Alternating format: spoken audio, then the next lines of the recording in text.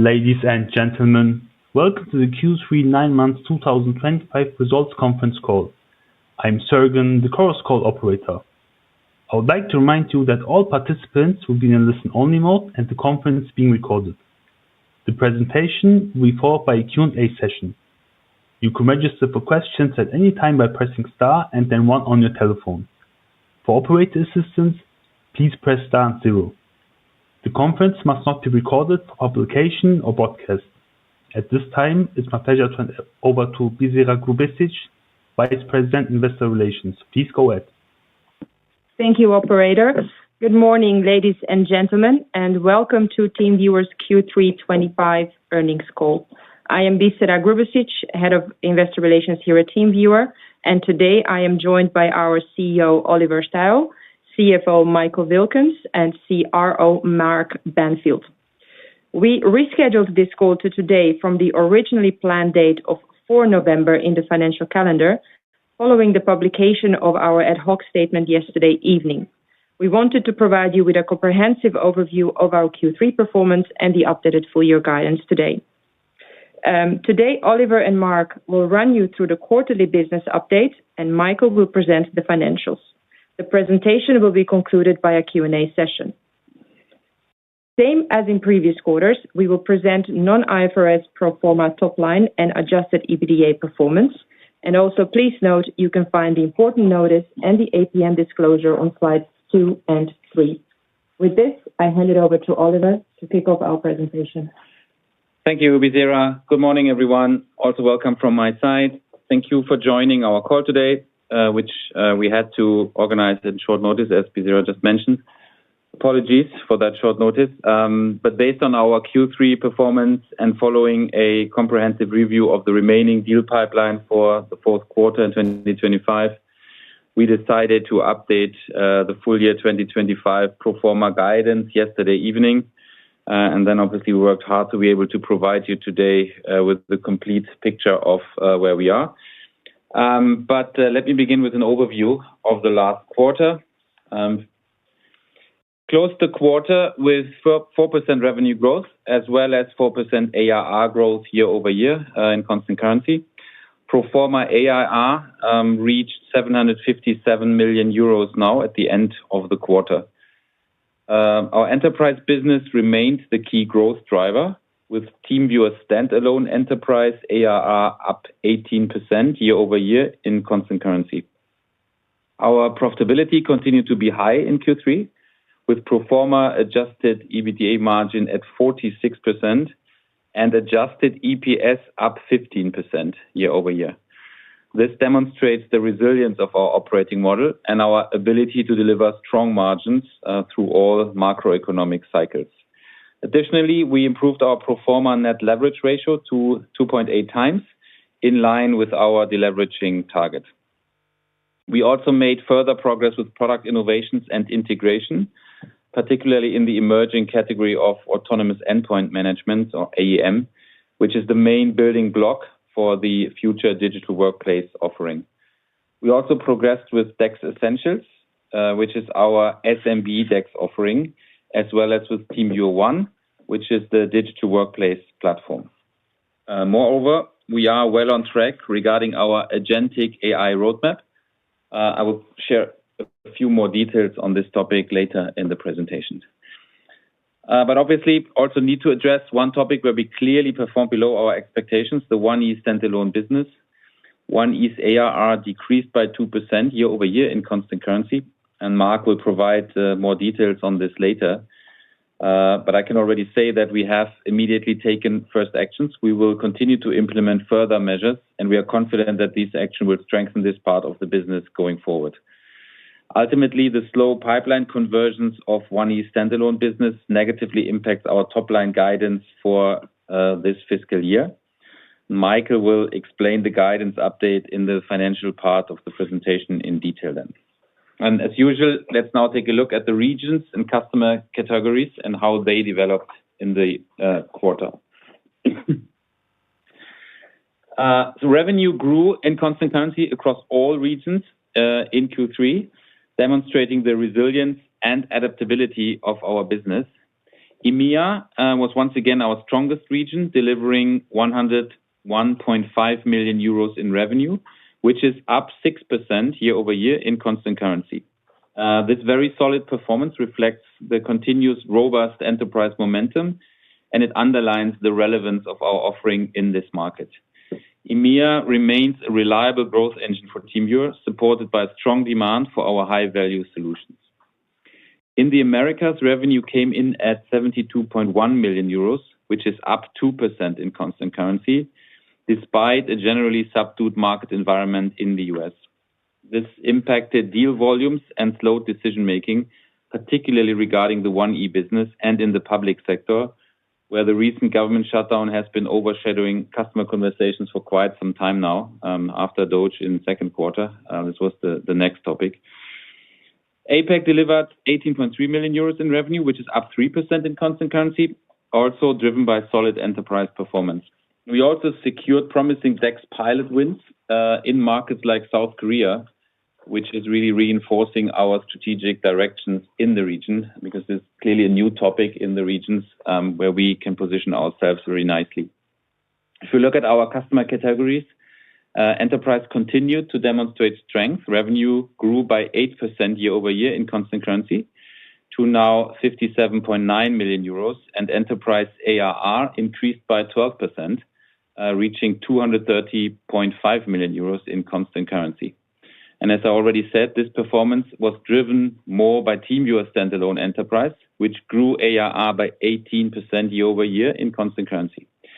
This growth was then partially offset by the already mentioned disappointing performance from the 1E business. If we turn to SMB, revenue grew by 3% in constant currency, reaching 134.1 million euros, while ARR remained broadly flat at 526.3 million euros. This reflects a course correction regarding our free user ecosystem and our SMB subscribers. To reduce churn and encourage product usage, for example, also AI, we started to abandon all short-term monetization measures like free-to-paid and price-up campaigns in the third quarter, and will continue with this approach in Q4 and beyond. As a consequence, short-term billings are negatively impacted, and ARR growth is stabilizing around 0% constant currency. And of course, after significant upsells from the highest value segments into enterprise, as always. We take the highest value customers and move them up into the Tensor product range, and what you see on SMB is the net effect after these migrations. Let's now look at the ARR value ranges in enterprise and SMB, where you can see some of the underlying dynamics. So all value ranges delivered good growth in enterprise, underlying the healthy demand for our solutions across a wide range of customer profiles. The 100,000 to 200,000 range showed strongest momentum with 30% growth, and even the largest value range of above 200,000 euro grew by 4% year-over-year, despite the weak performance from 1E, because 1E with its generally much bigger ticket sizes is clearly affecting that value segment of the stack, and therefore with a most negative impact in this segment. If you look at SMB, the new customer inflow was more muted. As I said, some strategic decisions we did on free-to-paid monetization, for example, and hence the ARR declined slightly in the lower value ranges. However, highest SMB value range of 1,500 to below 10,000 euro still grew by 5% year-over-year, reflecting the successful upselling into these higher product packages. So from the middle bucket into the higher bucket, and then out of the higher bucket into enterprise, as you know. This is further supported by a continued net upsell from SMB to enterprise, which was 15.6 million this time, which I think demonstrates the effectiveness of this strategy of moving customers up the chain. We continue. Let me quickly explain where we stand in the post-merger integration process with 1E. Obviously, a lot is progressing as planned and as expected. I already mentioned our product launches. We had DEX Essentials and TeamViewer One as our new digital workplace platform presented to the market. Mark will talk in a bit about our go-to-market approach around this. where we also clearly needed to adjust and harmonize our approach, as we had lost some momentum in the transition in the original sales motion of 1E, which is a very strong and dedicated enterprise motion, which we want to roll over across the company.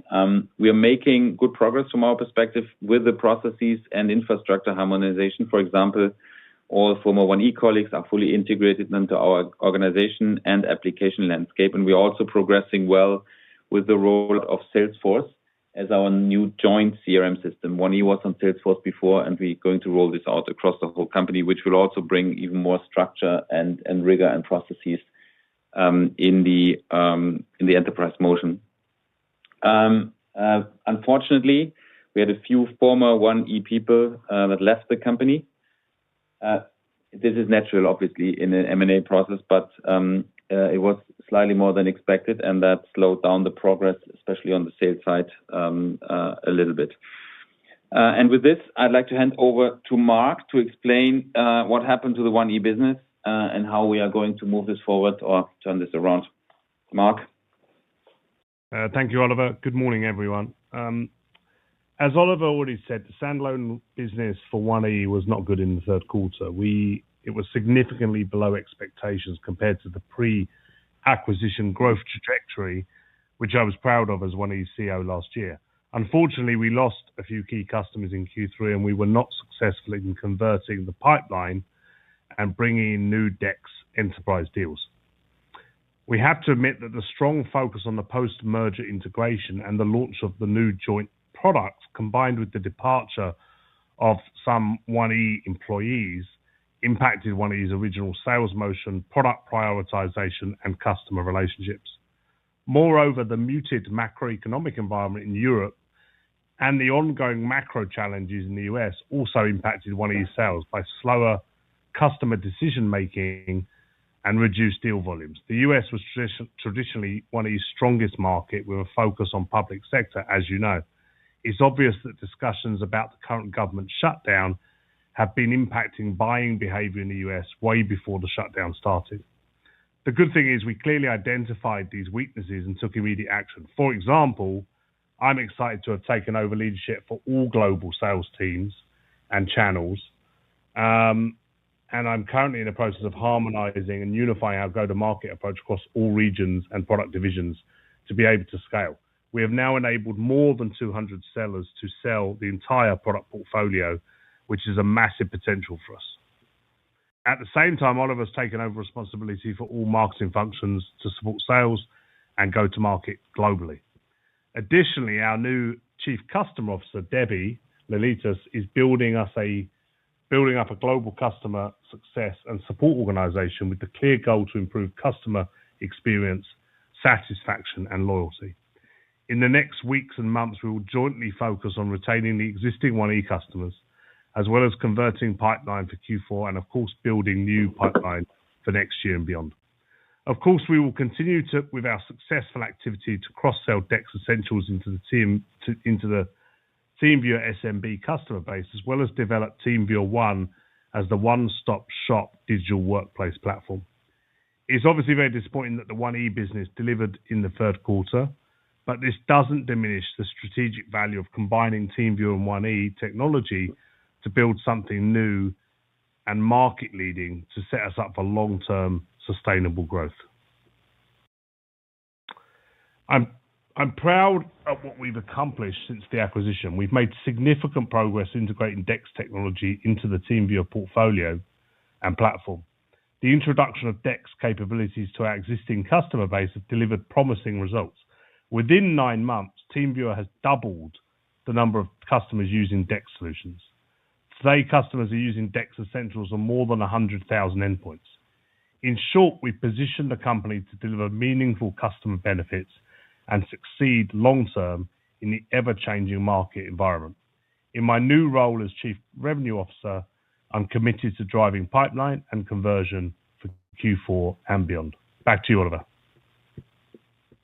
Thank you, Mark. I'd like to say that we are really very happy to have Mark and his experience in our management board, and really to see your commitment and his commitment for the joint company. And I think it's moving very well ahead on the harmonization on the go-to-market side. Very important topic besides DEX and DEX Essentials. Of course, we were also working on our AI capabilities. Clearly, very important proposition. We've successfully bundled them into what we call the TeamViewer Intelligence Suite and embedded AI at the core of our digital workplace offering. We have around 9,000 customers that have already opted into these new features as of now. So it's an opt-in. Customers allowing us to inspect the data within sessions. So 9,000 opt-ins, which is a very meaningful number. And in September, last month of Q3, we had around 80,000 AI-generated session summaries that have been created by the TeamViewer Intelligence users. Basically, they use them to optimize their IT service desk tasks with automated documentation.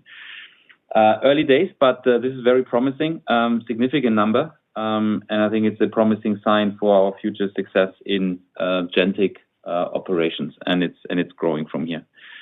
And based on the large customer base and user base, the data that we can derive from our solutions and integrations and millions of conducted remote support sessions, we have access to a unique and unmatched data pool and are really very well positioned to leverage this and create an intelligence layer that generates business value for our customers, like faster problem resolution, less downtime, higher productivity of the service desk team. So clearly a stepping stone towards automation and autonomous endpoint management in the agentic world, and that's why we're pushing it so decisively.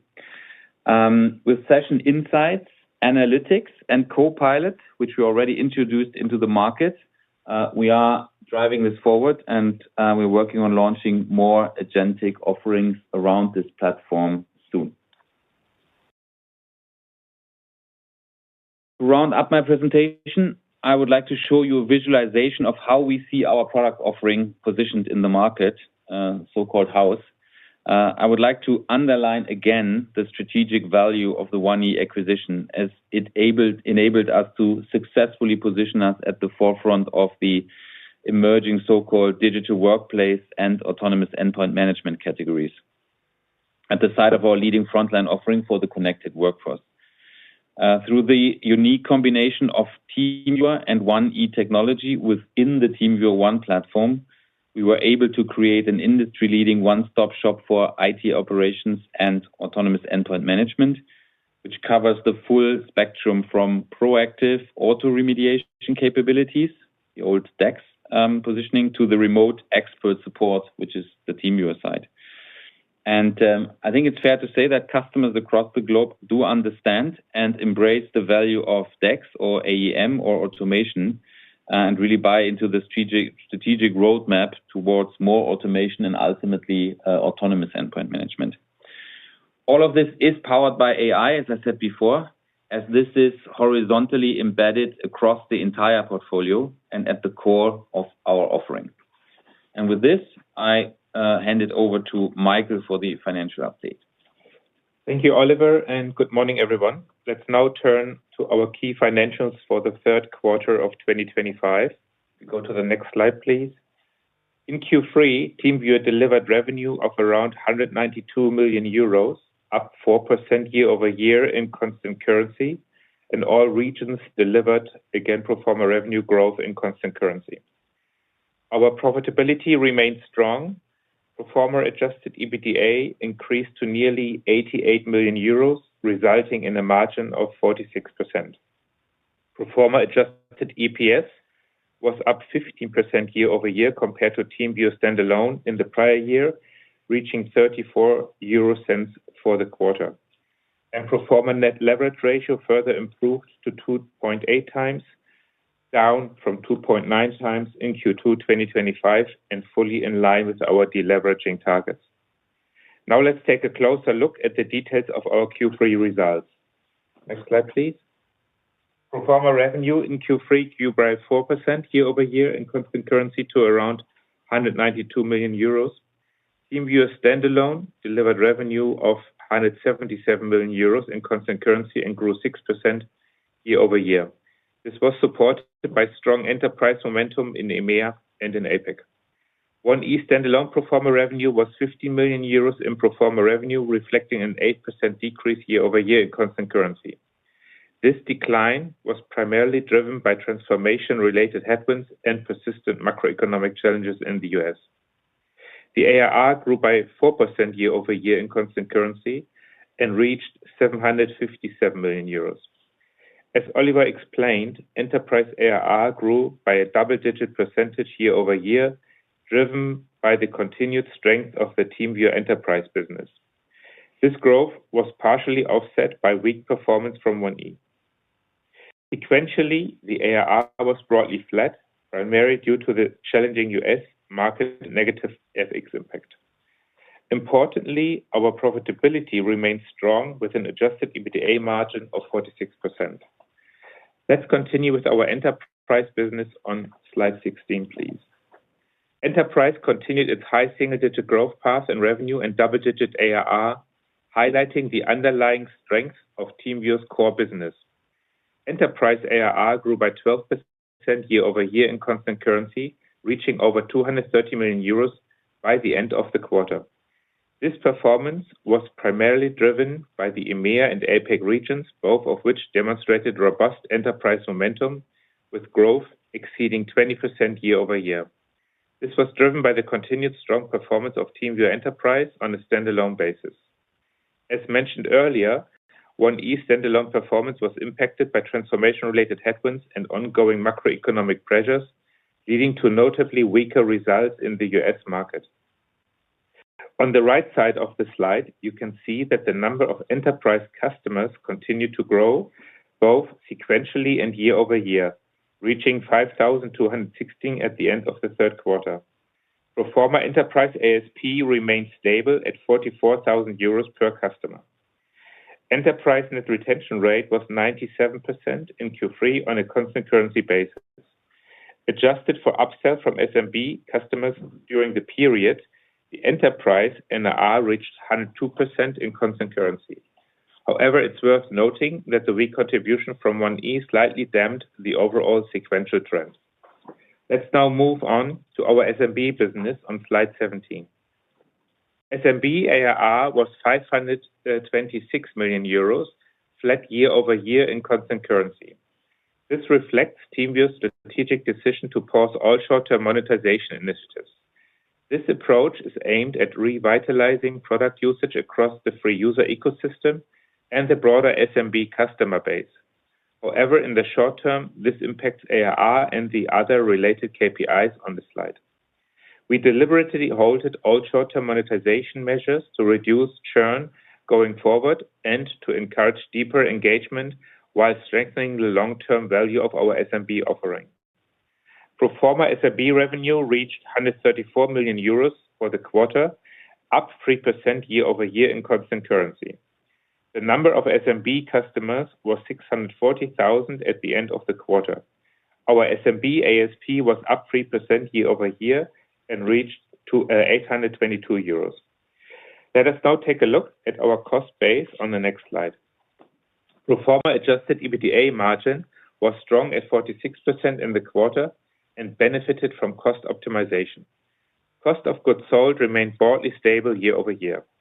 Sales expenses increased by 5% year-over-year, primarily driven by investment in enterprise technology stack to drive transformation into a data-driven sales organization. Marketing costs increased by 3% year-over-year, aligned with planned phasing from the previous quarter, and also reflect investments in branding and in the launch of TeamViewer One and AI-related products. R&D costs were flat year-over-year and represented 11% of revenue. GA expenses were 40% higher year-over-year, mainly due to phasing and regulatory-related costs. Other expenses amounted to 1.7 million.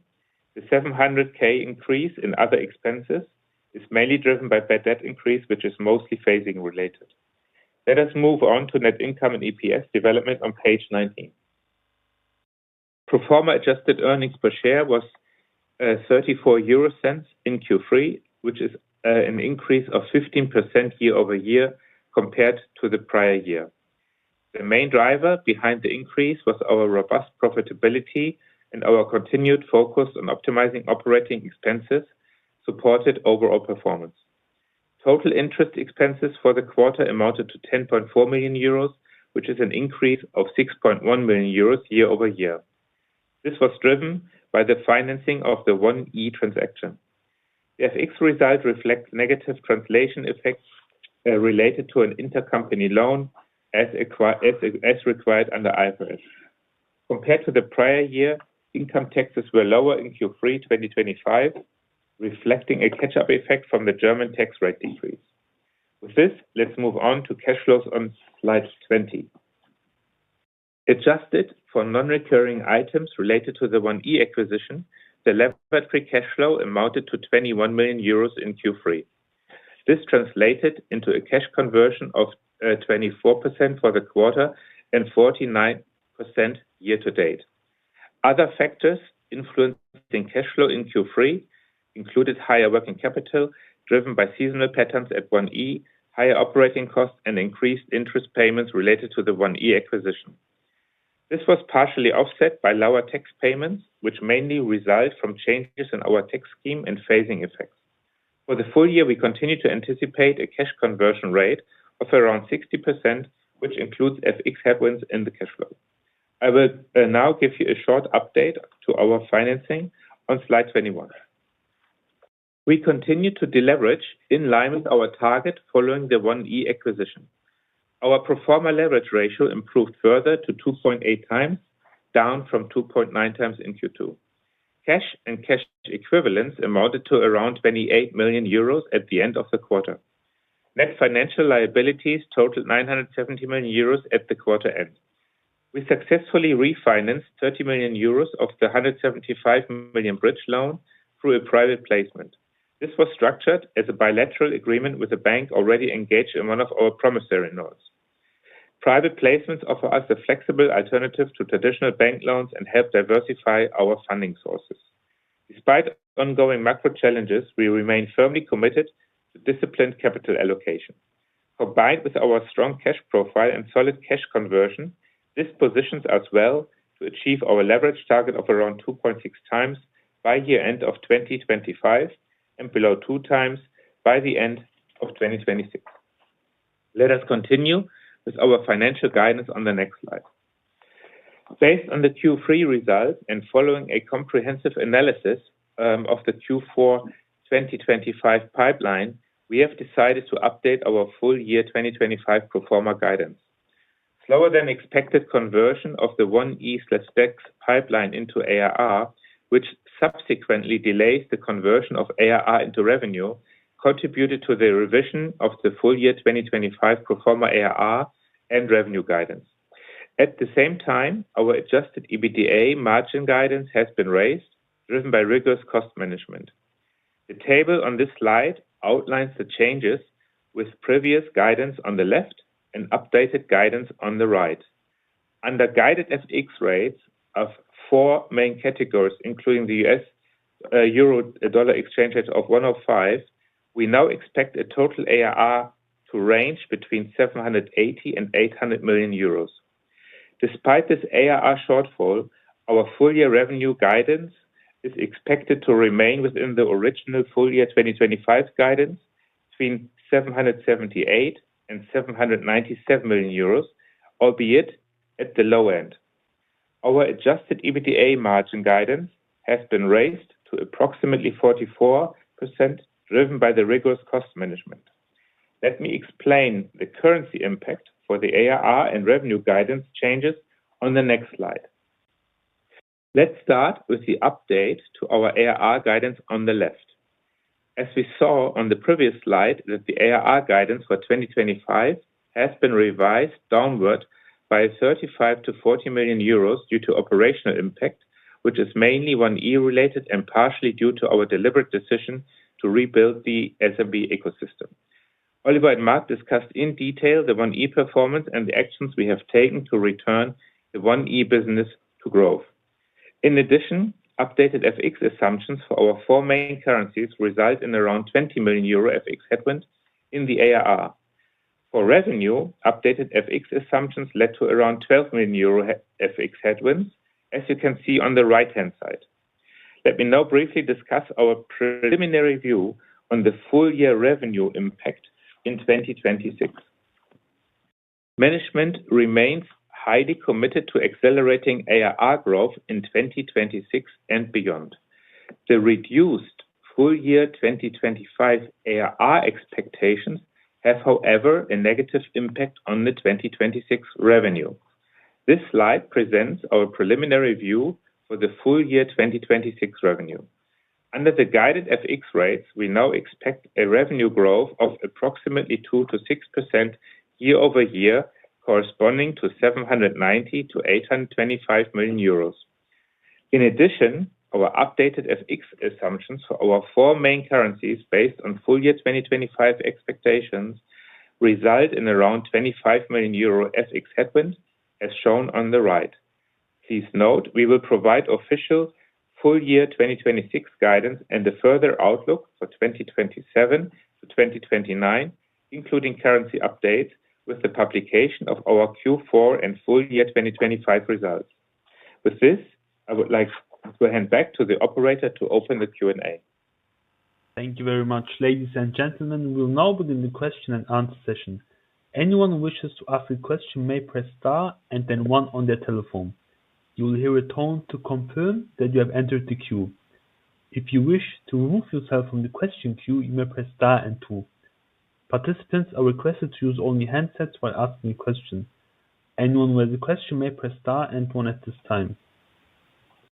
And we have the first question coming from the line from George Webb from Morgan Stanley. Please go ahead.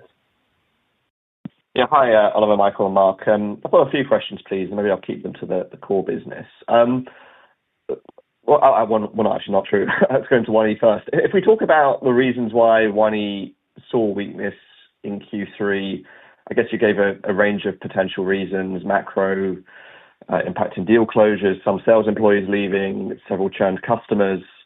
On the customer churn side, what information have you collected around why perhaps 1E lost those customers? That'd be interesting to know.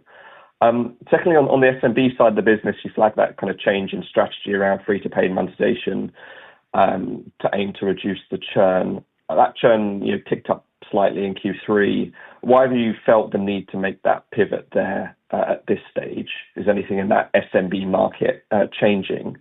And maybe one for you, Michael, on free cash flow generation for the year. I think the prior messaging was for around 70% conversion before 1E one-offs. To me, that starts to look a bit tougher after that Q3 free cash flow number. Was there anything in there we should be aware of? And I guess when you think about the full year free cash flow, could you provide any updated view? That would be helpful. Thank you. Yeah, maybe I can actually start with the last one. George, good morning, by the way. Fully right. Q3 is, by the way, was more or less expected. That is a normal seasonal effect that is mainly due to the seasonality of the 1E business. So that's more or less not a surprise. However, you're spot on. Originally, beginning of the year, we expected rough cut cash conversion of around 70%. But with this situation now, we think we will still deliver a very strong but still muted 60% cash conversion, which is the result when you put a relation out of a cash number ARR, which is the basis for the change, and the still very strong EBITDA, which you see in the margin. That's the reason. Mark, do you want to cover the 1E reasons for churn and what's going on there? What was going on there? Yeah, absolutely. Hi, George. Yeah, look, if you look at it, there's basically sort of 3 or 4 sort of fairly large churn items, and the rest are fairly small. Not to sort of name them and go through one by detail, but the sort of trends are, one was really around a partnership type of arrangement where various reasons with the acquisition, it was unlikely it would continue with that. So that's one explanation. As you know, our federal government business is pretty significant, and there was some compression there with the sort of Doge effects earlier this year, had some compression impact on that. And then, there's like, I think one example where, we'd had an issue in some delivery of the product, some challenges integrating. So there's good reasons for it. it's not a sort of systemic problem there. It's more a couple of sort of like high value items that impacted us. Yeah, and then George, on if we come to SMB strategy change, market change, I mean, picture I would see is, or what we're seeing is, I mean, we have been seeing slight increase on churn quarter by quarter, so to say, and I think we discussed multiple times that we're going against it and try to have better onboarding for customers, which we have, customer health checks implemented to understand the sentiment of our customers when they come, when they join, when they activate throughout the life cycle, but then also when it gets closer to the renewal date. So this is in place. And one of the effects we were seeing by looking at this health analysis and the feedback we were getting more consistently now is that we have a slight deviation compared to the past with our price value positioning. So customers have been quite vocal about the repeated like-for-like price increases upon renewal, and frankly didn't like it. It's not a market change in that sense. Certainly, as we know, entry level, more price competitive, slight price pressure at the level below 500 euro compared to the upper part of the segment. So that has always been the same, so to say. So I wouldn't say the market has changed, but we have changed over the last years, quarters, in how we treat our customers. And I think we came to the conclusion by looking at the health check that we need to correct this. So we need to put customer friendliness and happiness front and center again, and that does mean that we need to suspend some of these price increases. Now we had 3 years of price increase rounds, so I think it's probably more natural than not to suspend this and focus on customer health more. So that's one element where we needed to correct. The other element is, as you know, historically, we have a vibrant free user ecosystem. We have cut down on the free use. We have cut off free users some years ago by starting in some markets where we felt monetization of these users in the long run is not helpful. That will not work. That was clearly something which made sense to have kind of proper usage on the platform and avoid misuse and scamming.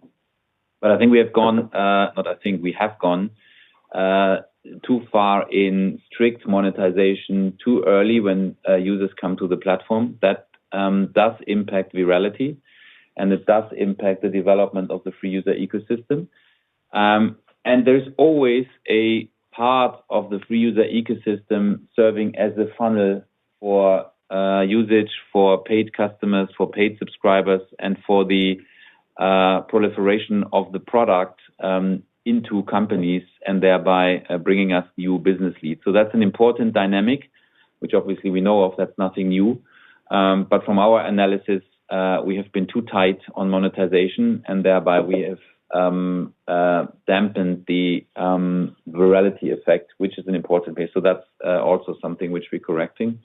And the third element is we've always positioned additional products to the SMB customer base, so i.e. cross-sell with endpoint protection, backup, remote monitoring, and the likes. This needs much stronger focus, and we're implementing much more of this and have implemented over the last quarter and 2 quarters almost, because now we have many more cross-sell products. We have, as Mark discussed, the DEX Essentials product for SMB. We have the TeamViewer One proposition early, but obviously something we want to position. We have the AI product. So there's much more to cross-sell, and that requires additional focus. So our SMB strategy going forward and the go-to-market initiatives there is really strengthen free user ecosystem again, avoid like-for-like price increases, rather sell richer products and position this new cross-sell product. And that is a shift in focus which is needed and which we have started to implement. Obviously will take some time, and there's a short-term negative effect on billings, which Michael pointed out. But even with this, we were able to keep the SMB ARR flat. Thank you. I appreciate the detail. The next question comes from Victor Cheng from Bank of America. Please go ahead. Hi, thanks for taking my questions. Good morning, Oliver, Mike, Mark. A couple questions from my side. I guess first on margins. Obviously, you're not guiding the 26 now, but I think previously you've talked about like aspirations for 27, 28 margins. Should we, given the margin progression already this year, should we expect that to continue into 26, or you need more reinvestments on a lot of the kind of, products that they're building out? And then second question is on the maybe, focusing on the new products like Desk Essentials, TeamViewer Intelligence, and, the customers you mentioned, I believe a lot of them will likely be on a free trial of 30 days. So, how has they responded after the trial? And how have you baked in any of these upside on the guidance for Q4? And then maybe last question, maybe a bigger picture, stepping back and thinking about the impact of AI as well.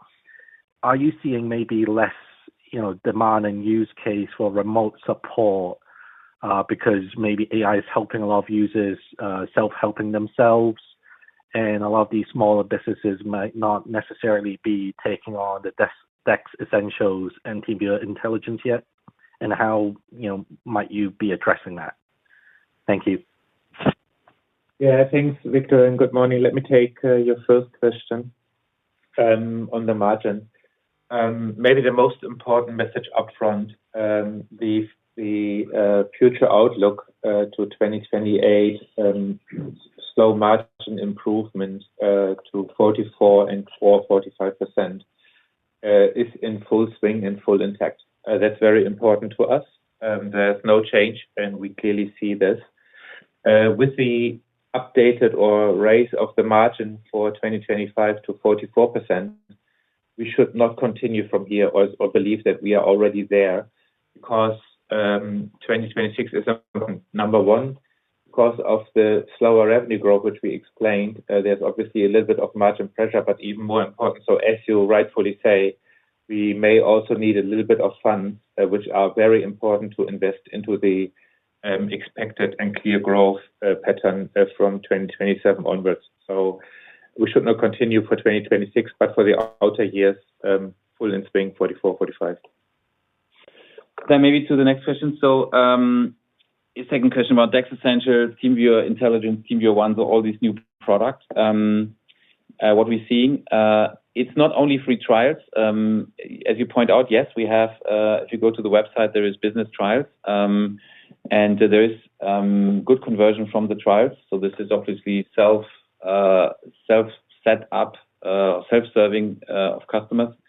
And we do see good conversion there, varying by the product, but that works. What is more important though on Desk Essentials, TeamViewer One is using our inside sales force. I mean, very strong inside sales footprint globally, as you know, and Desk Essentials and also TeamViewer One needs a little bit of hand holding, because it's a shift of customers, many customers, to move from unmanaged devices, so ad hoc connections to devices, to a managed device fleet, which makes it much stickier for us, but also for them. If you think about the service provider serving its customers, if that service provider can convince his customers to move devices under constant management, that stabilizes revenue streams, makes it more sticky and also more interesting for our customers, so the service provider.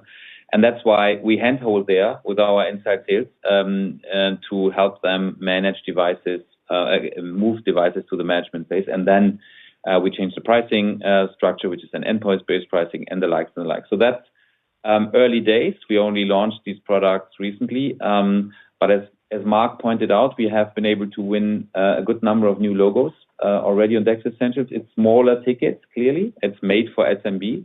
But we see the inflow coming. TeamViewer One, very early. So this is in restricted access, trial and testing, also trying the pricing.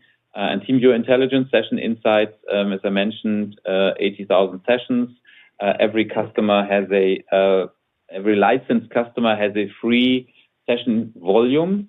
And then when that customer has used up the volume, then there's a pricing mechanism, and we see the first customers converting. So it's in the range towards between 500,000 and 1 million on any of these products. So starting to be visible, but obviously in the large SMB ARR base, it will take a while until this contributes meaningful growth. Therefore, we haven't baked any upside from these products into this full year guidance. And we have a very good visibility on how this SMB base is moving currently. We've been cautious in the outlook for this year, and we really see this as an early phase and land grab driving market penetration with these new products. And then that links into the third question. What is AI doing to us? Clearly, everybody speaks about AI. We have a good first proposition with Session Insights, which we're using to improve the product proposition. As I said, every license has a free volume. Customers need to opt in, and then they can use the Session Insights in every license, and so that's happening.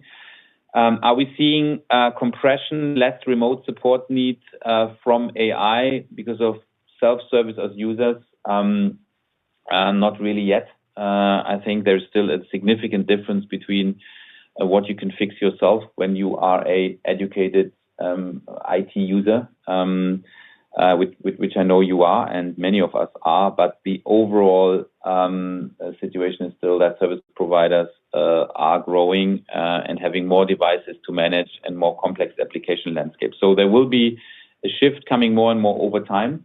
There will be more automation coming, and there will ultimately also be autonomous endpoint management coming. That's why we believe the acquisition of 1E is so strategic to us, and that's why it's so strategic to put these propositions together into a platform proposition for digital workplace management and TeamViewer One.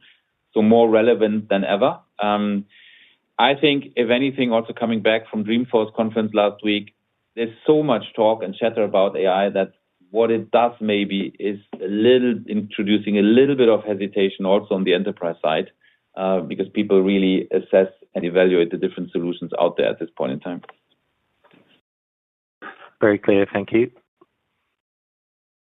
The next question comes from the line of Alice Jennings from Barclays. Please go ahead. Hi, good morning, and thank you for taking my questions. I've just got a couple. So firstly, on the weakness in 1E's ARR growth, would you be able to break that down into churn versus new customers and maybe quantify those elements for us? And then the second question is, just on the churn for 1E, do you expect any additional headwinds from churn in the fourth quarter? And when can we expect 1E to return to ARR growth? Mark, do you want to take those? Sure. Yeah. Not to go into immense detail on the numbers, but it's sort of twofold, Alice. One on the churn side, yes, as I mentioned, there was some churn events that impacted us, but also it's coupled with like weaker bookings than we would have expected. We have very good pipeline. Some of that pipeline that we would have expected to close through the year it hasn't gone away, but it's been slowed down. And there's a couple of sort of things that have impacted us, as I've sort of mentioned. We did lose quite some important members of the 1E team. It's been disruptive as we've integrated the companies very quickly, so that's caused some disruption to the sort of normal cadence and flow of how we ran the business.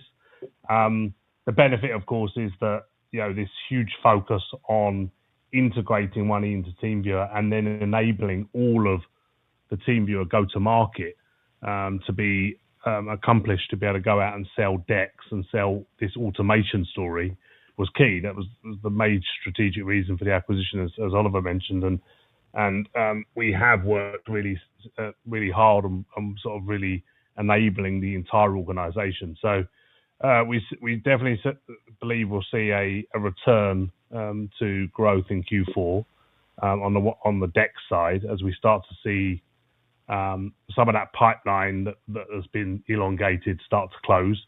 And as we start to see some of the early signs of those cross-sell opportunities start to close as well. Other churn items coming up, we obviously monitor very, very carefully every single customer, every interaction. Nothing substantial in Q4 on the deck side. Really focused on deal execution really now in Q4, just to get back to some growth on the pure deck side. Okay, great. Thank you very much. The next question comes from Ben Castillo-Bernaus from Exane BNP Paribas. Please go ahead. Morning. Thanks for having me on. Couple from me really on the 1E business, please.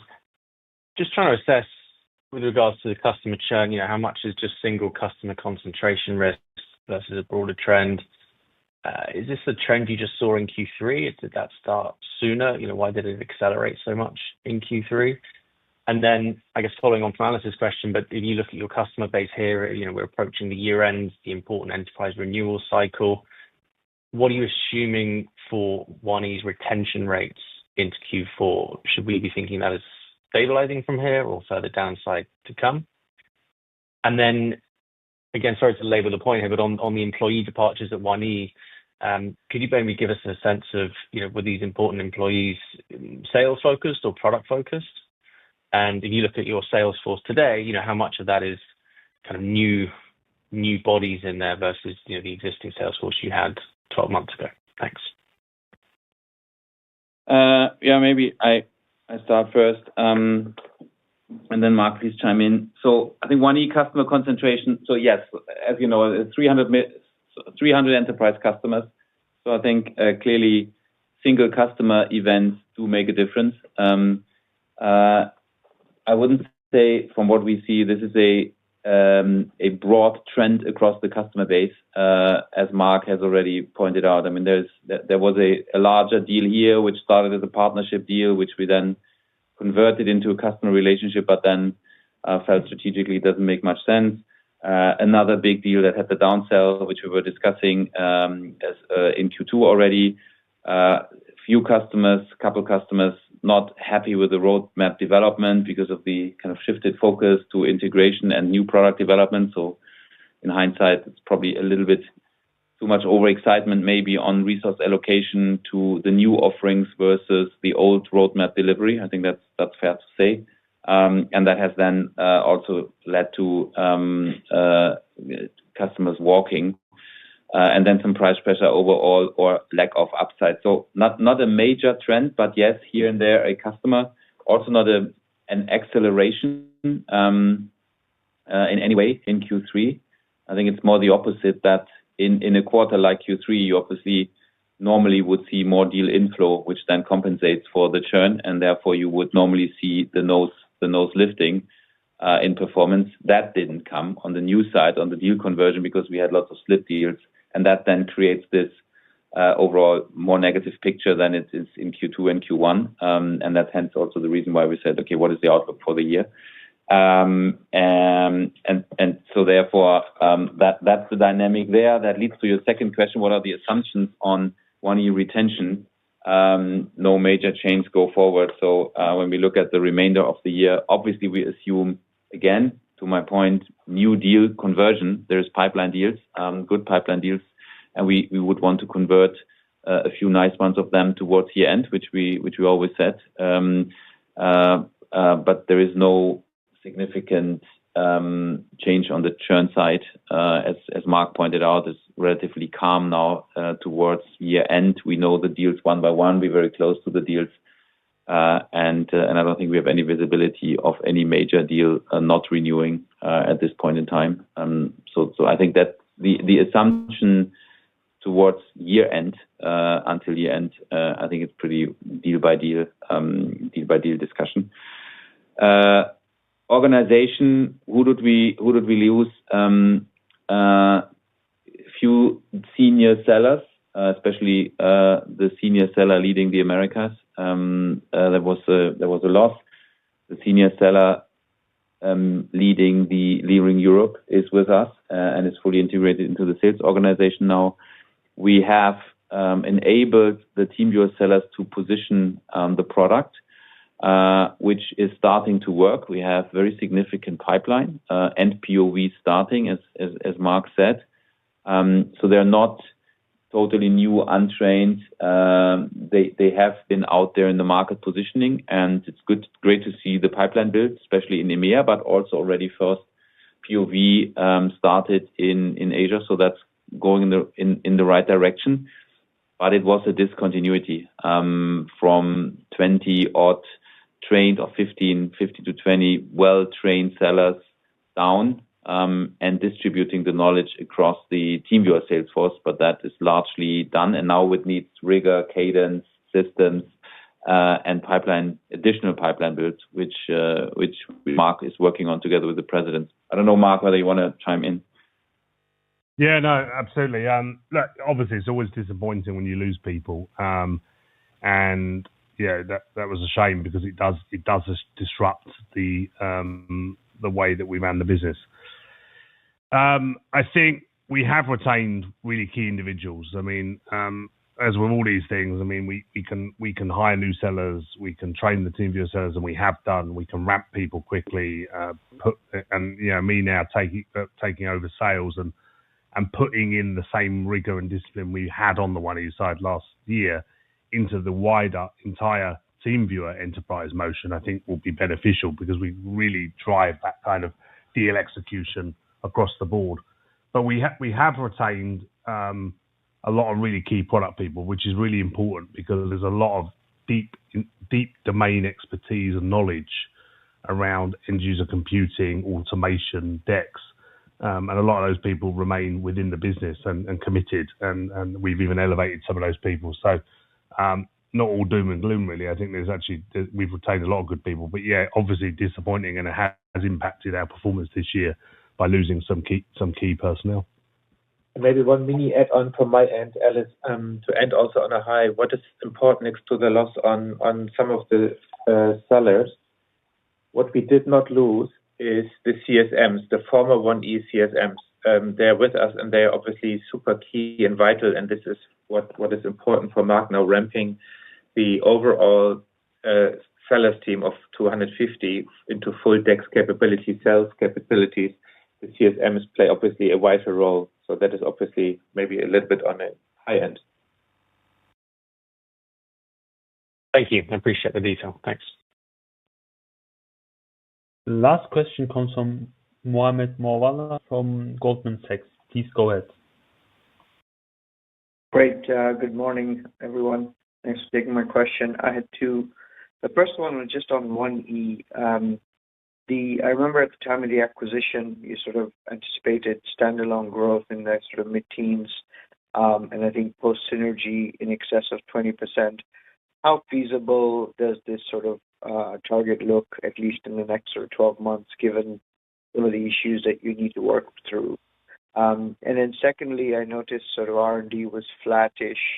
Was this just a sort of quarterly blip, or do you feel that R&D will start to kind of grow again? Thank you very much. I can start with the second, Mo. Good morning. So it's a positive mix of seasonality and insourced, which was formerly outsourced, and hiring in let's call it less cost-intensive areas like India and Porto. This is the mix of the three. Yeah, first question maybe. Yes, you're right in how you describe the targets. I think the targets are the right targets. Obviously, we're working through sales methodology, building pipeline, significant building pipeline, converting the deals. I think if we look at the comparable base of 1E, clearly this year, not a strong year, as we now discussed multiple times, and significant headwinds we had this year with the downsell in some quarters of some customers and loss of some customers. So if we take that picture and look at kind of 2025, it is a difficult picture, difficult performance. I think it's when you go back in history, 1E didn't have that for a long while and never for this. And then if we look at the pipeline, it doesn't need a significant deal conversion, or it needs some deal conversion, but not miracles to get back to double-digit growth. and then towards mid-teens. So when we will be there, we don't know. That's why we're cautious. Also for 2026 revenue. Clearly, this is enterprise, and enterprise is always back-end loaded. So the way we think about it is, this year we gave clear guidance on ARR outcome. This will translate into revenue effect. We will work hard to convert the pipeline in Q1, Q2, Q3, and then also Q4 next year. But because we don't know when exactly this will kind of really accelerate, we have been taking a very cautious approach to revenue development next year. I think it's fair to say that we really kind of put in the floor there and a bottom to make sure that we're in a great position towards next year. But 1E needs to accelerate, and that's what Mark is working on, and the pipeline is developing very nicely for that. Mark, I don't know if you want to give your... Yeah, absolutely. I mean, look, I think one thing I would say is that obviously through this year, as we know, we've been talking about 1E standalone performance hasn't been great. However, we now have more than 200 sellers enabled on selling the 1E solutions, the decks and automation. It's a very high-profile topic in enterprises. I mean, effectively, what we're taking to market with decks is a way to take an agentic approach to how we think about IT support, and that's a very relevant topic for every enterprise today. And every enterprise is looking at how do we automate more, how do we use AI in order to improve the way that we do IT support and cut down costs, etc. Look, this is a really hot topic, and now we have way more sellers out there talking about this and talking to customers. So we're seeing pipeline go up significantly. It was a short-term pain to go through that process of integrating the businesses very quickly, train everyone, disrupt the 1E way of working.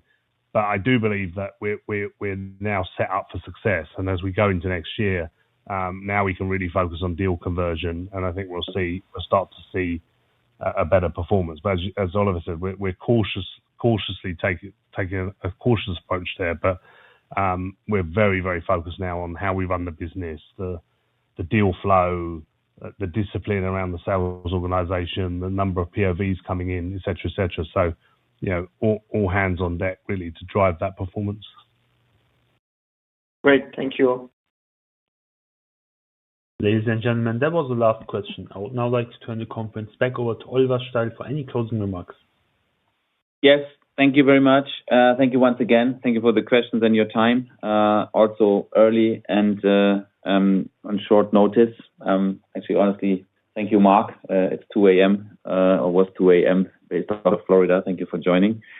And we look forward to keeping you updated on our progress. All hands on deck, as Mark said, working through the quarter. I think we now have a guidance out there for Q4 and also for next year, which is kind of kitchen sinking. And from here, I think we can work towards performing against this new baseline. And we feel we have all the instruments and pipeline in our hands to move this in the right direction. So looking forward to speaking soon again, keep you updated. And obviously we will engage with investors quite a bit also during the course of the day and the next few days to answer all relevant questions. Again, thanks for the time. I appreciate your questions. Bye-bye.